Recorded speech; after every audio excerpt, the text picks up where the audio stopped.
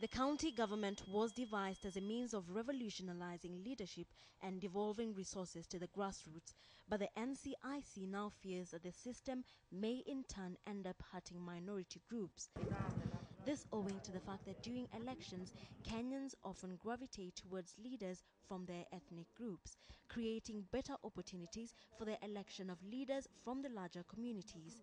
Tusipojihadhari kama tunavyosema, hii tabia mbaya tumekuwa nayo katika kitaifa, hii tabia kuwa rasilimali zetu za serikali kwa misingi ya ukabila, tunaweza kuieneza mashinani, na hiyo itakuwa kosa kubwa kabisa.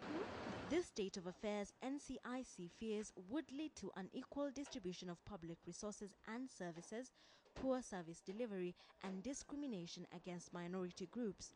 Try to tell Kenyans, educate them, and tell them, if you are in an account of Meru, it doesn't mean now we're only giving powers to the Merus. We're giving powers to everybody, whether you are a Somali, whether you are there or not. During the discussion on ethnicity and race, speakers drawn from across the country expressed concern that the country had never had a candid dialogue on the subject of ethnicity. Members of the panel who linked ethnicity to bad governance traced the problem to colonial government tactics. These negative epithets were created by the colonial system of divide and rule. Make the Africans despise each other so that it is easy to rule each one of them separately.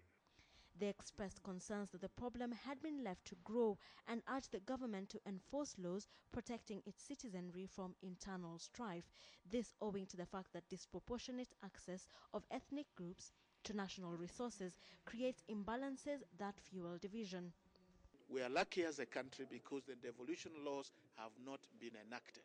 It's to make sure in those laws there are safeguards that make sure no minority, no Kenyan, irrespective of which ethnicity belong to, is discriminated on the basis of ethnicity.